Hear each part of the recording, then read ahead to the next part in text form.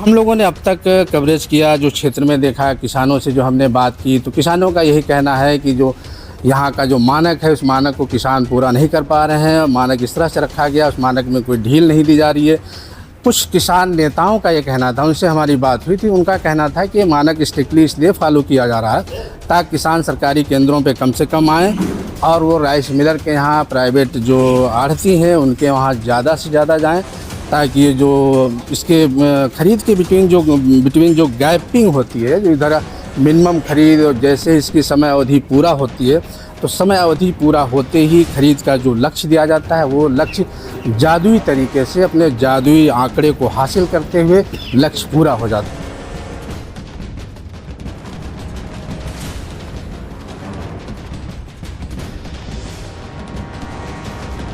3 दिन में ये जो 6 केंद्र हैं इनकी क्या स्थिति है, कितनी खरीद हुई? 14 को शून्य था, नहीं 14 को नहीं था, 14 को हमने खरीद नोट कराई थी आपको, और कुल मिलाकर आज की डेट में 6 केंद्रों में लगभग 2000 प्लस खरीद है।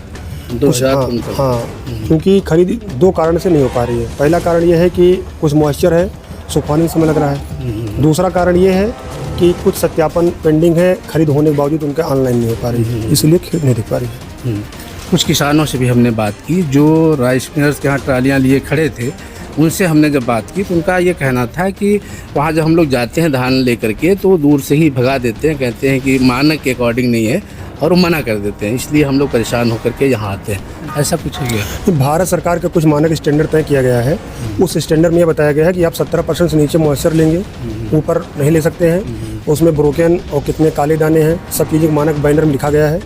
नमस्कार, आप देख रहे हैं आज का भारत और मैं हूं अनिल सिंह राणा। इस वक्त मैं जनपद लखीमपुर खीरी की जो मैगलगंज मंडी है, कृषि उत्पादन मंडी मैगलगंज, वहां पे हूं। यहां पे मैं आपको दिखाने का प्रयास कर रहा हूं जिस जगह पे मैं खड़ा हूं मंडी के, यहां पे इस हाल के अंदर 6 क्रय केंद्र यहाँ पे स्थापित किए गए हैं। और जो इधर 3 बैनर दिखाई दे रहे हैं, 3 बैनर हालांकि वो लगे थे लेकिन बंदरों की वजह से बैनर हटाए गए हैं। बंदर आते हैं, नोच देते हैं, लगे हुए हैं सभी के साथ। संभवतः केंद्र प्रभारी भी यहाँ मौजूद हैं, 3 लोग मेरे सामने हैं, मौजूद हैं। 14 अक्टूबर को मैं यहाँ पे आया था, तो 14 अक्टूबर को जो हम लोगों ने सारे क्रय केंद्रों पे जाकर के हमने कवरेज किया, देखा सारे क्रय केंद्रों पे जो खरीद थी 14 अक्टूबर तक वो शून्य थी। 3 अक्टूबर से खरीद शुरू हुई है और आज 14वां दिन है। 14 दिन, इधर 3 दिन में क्या प्रोग्रेस हुआ है, जबकि 14 तारीख को जो हम लोग आए थे खरीद शून्य थी। इधर 14 से लेकर आज 17 अक्टूबर है, इस 3 दिन में खरीद की अद्यतन स्थिति क्या है। केंद्र प्रभारी लोग मेरे साथ खड़े हैं, हम उनसे जानने का प्रयास करेंगे।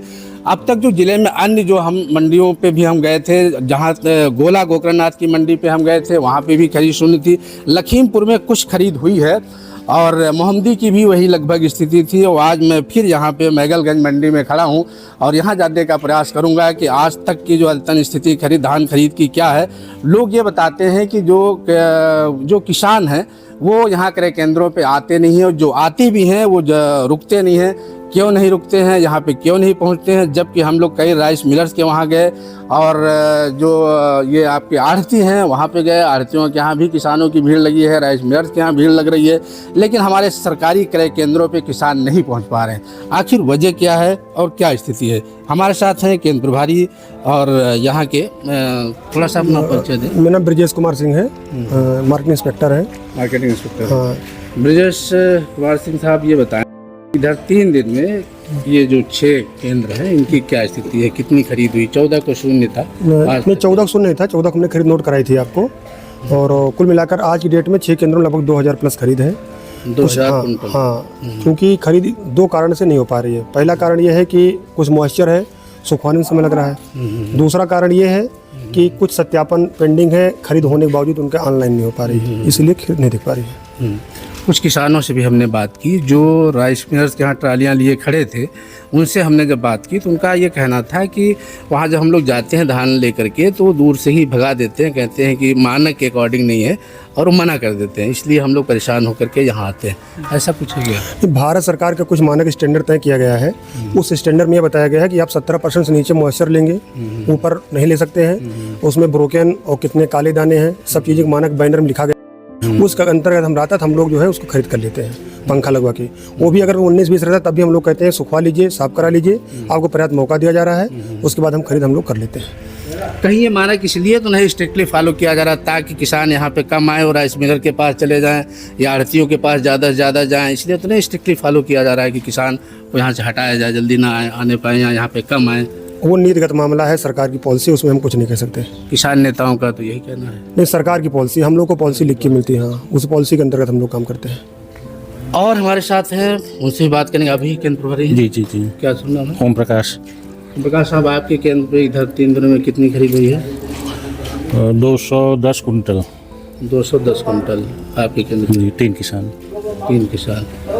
अच्छा, क्यों यहाँ पे किसान नहीं आ पा रहे हैं? क्या नहीं, किसान तो आ रहे हैं। आ रहे हैं। आज तो नहीं दिख रहे हैं आपके सेंटर पे? नहीं, आए थे, लेकिन अब चूंकि कागज का सत्यापन जो है, पंजीकरण करा लिए थे, सत्यापन नहीं हुआ था, सत्यापन के लिए चले गए युवक। ये सर, जब पंजीकरण वो ऑनलाइन कराते हैं, जब ऑनलाइन उनका पंजीकरण है तब सत्यापन की तभी उसमें पंजीकरण में 3 चरण है। पहला चरण है लेखपाल के आईडी पे जाएगा, लेखपाल अपने पासवर्ड से लॉक करता है। उसके बाद अगर कम रकबा है, 3 हेक्टेयर से कम जमीन है तो तहसीलदार पे जाएगा। 3 हेक्टेयर से ऊपर है तो एडीएम के पास जाएगा, 3 से 5 एसडीएम के पास, सॉरी। और 5 हेक्टेयर से अगर ऊपर जमीन है उस किसान की तो एडीएम का लॉगिन सत्यापन होगा। स्टेप बाय स्टेप उसको सिस्टम बना हुआ है। यहाँ किसान आज ना देखने के कारण है, जो किसान ऑलरेडी यहाँ माल गिरा चुके हैं उन्हीं का तुलने में सैटरडे हम लोग के पास समय है। उसके बाद दीपावली के त्योहार की वजह से 2-4-5 दिनों की लगातार छुट्टी पड़ रही है। तो कुछ किसान पूछ के गए हैं, हमने सबको कहा कि दीपावली के बाद आइए। तो कुछ लोग फ्राइडे, सैटरडे, मंडे से शुरुआत फिर करेंगे। सत्यापन फ्री वाला भी कुछ है? नहीं, ऐसा कुछ अभी कुछ ऐसा अभी कोई ऐसा आदेश सत्यापन मतलब मिनिमम एरिया या मिनिमम अमाउंट ऑफ राइस के वो नहीं, ऐसा कुछ भी नहीं है। पिछली वर्ष था, इस बार कुछ 100 कुंटल या 50 कुंटल 100% सत्यापित होना चाहिए। तो यहाँ पे एग्रीस्टेक भी सिस्टम है। यहाँ पे एग्रीस्टेक मतलब होगा, अगर सरकार ने भू राजस्व लेख पे उसका मैपिंग में उसका खसरा नंबर ऑनलाइन अपडेट है और उस खसरे में निर्धारित हुआ है कि ये यहाँ पे धान बोया गया है, तो किसान को सत्यापन कराने की जरूरत नहीं है। वो सत्यापन ऑटोमेटिक उठा लेगा, ना लेखपाल के पास जाएगा ना एसडीएम के पास जाएगा। लेकिन यदि खसरा उसका ऑनलाइन अपडेट नहीं है तो उसको संबंधित लेखपाल फिर उसके ऊपर सिस्टम से तहसीलदार, एसडीएम, जो जैसे रकबा हिसाब से उसको सत्यापन करा के केंद्र पे आना पड़ेगा। आपके यहाँ सर कितना खरीद हुआ है केंद्र पे? हाँ, लगभग 150-200 कुंटल करीब हो गया, सूख रहा है। 150-200 कुंटल आप बता रहे हैं, 200 कुंटल सर बता रहे हैं। हाँ, सर बता रहे हैं, सबका मिला करके लगभग 2000 है। 4-6 ही लोग हैं हम लोग मार्केटिंग में, बाकी सर लोगों पे ज़्यादा है। 2-2 सेंटर है, हम लोग के सिंगल हैं, तो उस हिसाब से है। तो हालांकि खरीद की प्रक्रिया जो इधर 3 दिनों से शुरू हो गई है, सर का कहना है 2000 कुंटल खरीद हो चुकी है, आपका कहना है 200, समस्त 6 केंद्रों का 2000 कुंटल बता रहे हैं।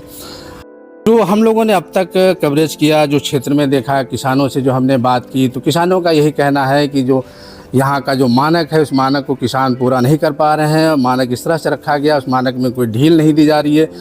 कुछ किसान नेताओं का ये कहना था, उनसे हमारी बात हुई थी, उनका कहना था कि ये मानक स्ट्रिक्टली इसलिए फॉलो किया जा रहा है ताकि किसान सरकारी केंद्रों पे कम से कम आएँ और वो राइस मिलर के यहाँ, प्राइवेट जो आढ़ती हैं उनके वहाँ ज़्यादा से ज़्यादा जाएं, ताकि ये जो इसके खरीद के बिटवीन जो गैपिंग होती है, जो इधर मिनिमम खरीद और जैसे इसकी समय अवधि पूरा होती है, तो समय अवधि पूरा होते ही खरीद का जो लक्ष्य दिया जाता है वो लक्ष्य जादुई तरीके से अपने जादुई आंकड़े को हासिल करते हुए लक्ष्य पूरा हो जाता है। आखिर उस लक्ष्य पूरा होने के पीछे वो कौन सा जादू है और कौन सी कलाकारी है कि वो लक्ष्य हर हाल में पूरा हो जाता है।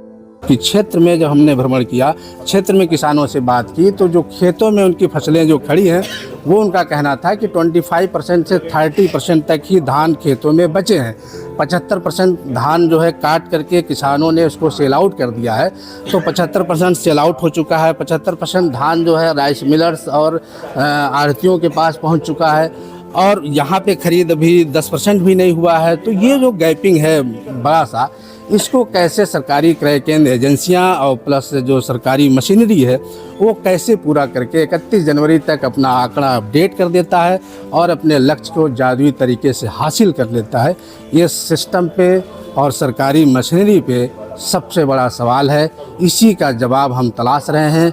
इसका जवाब कब मिलेगा उसमें हम लगे हुए हैं। ये भविष्य बताएगा इसका जवाब मिलेगा या नहीं मिलेगा, और सारा लक्ष्य पूरा कर लिया जाएगा और सारा सिस्टम ओके हो जाएगा। कैमरा पर्सन के साथ मैं अनिल सिंह और आप देख रहे हैं आज का भारत।